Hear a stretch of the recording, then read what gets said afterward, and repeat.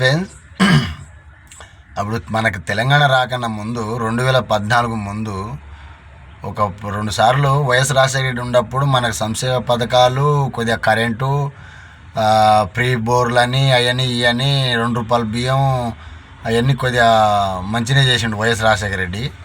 మంచిగా చేసినా కానీ మన తెలంగాణ మొత్తం తెలంగాణే కరువు ప్రాంతాలని.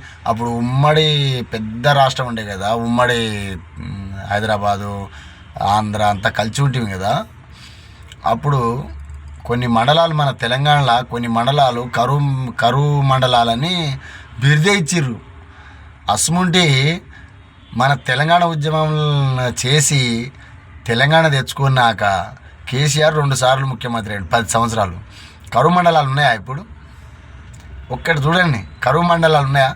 అరే కూలిపోయిన 600-700 రూపాయలు ఒడ్లు అయితే లెస్స వండుతున్నాయి, పత్తి వండుతున్నాయి, మిరపతోటలు వండుతున్నాయి, బుడసేలు, మిర్చి, కందులు, పెసర్లు, మక్క, సద్దలు, జొన్నలు, కందులు అన్నీ, ఉలువలు అన్నీ పండిస్తున్నారు ఇప్పుడు మన తెలంగాణలో.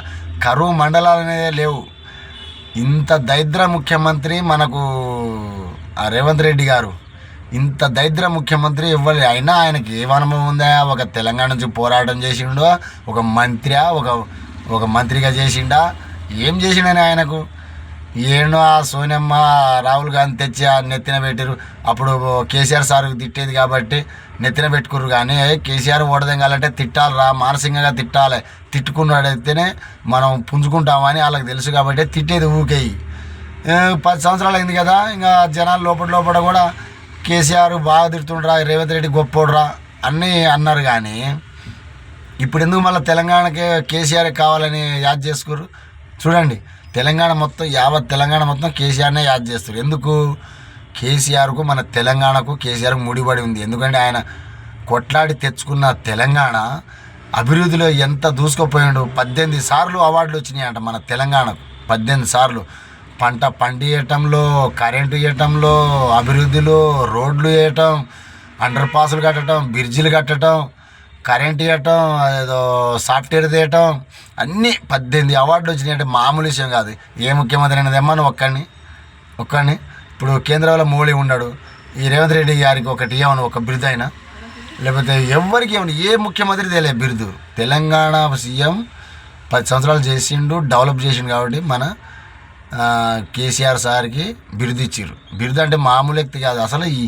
ఈ ఎక్కడ ఎంత కృషి, ఎంత పట్టుదల అయితే అంత ముఖ్యమంత్రి దాకా చేరుకోవాలి మన కేసీఆర్ సార్.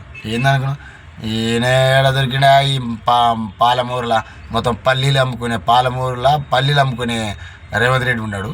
పల్లీలు అక్కడ బీళ్ళ భూములు. అప్పుడు మనకు తెలంగాణ రాకన్నా ముందు కూడా పాలమూరు కూడా వాళ్ళ మహబూబ్నగర్ కూడా ఒట్టిగా ఎండిపోయేది. బోర్లలో నీళ్ళు ఉండవు. ఇగో ఈ నుంచి నేను మెసిగండి నుంచి అవతల నీళ్ళే దొరకవు. అస్ముడిది చూడండి, మెసిగండి నుంచి చూడండి ఎన్ని నీళ్ళు. మిషన్ భగీరథ, అసలు మిషన్ భగీరథ గొప్ప విషయం. రైతు బంధు గొప్ప విషయం. రైతు చనిపోతే 5 లక్షలు ఇచ్చేది, అది స్కీమ్ గొప్ప అద్భుతం, చాలా మంచి నిర్ణయం.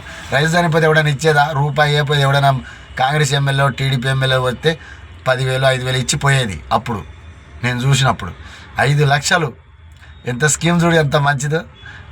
షాదీ ముబారక్. పెళ్లి చేస్తే ఎవడైనా పేదోడు పెళ్లి చేస్తే ₹1,00,000. ఏందా ఈ అమ్మాయి ఏడ దొరికినీడు? అంత దరిద్ర ముఖ్యమంత్రి. హైదరాబాద్లో కనీసం రోడ్లు చేస్తలేడు.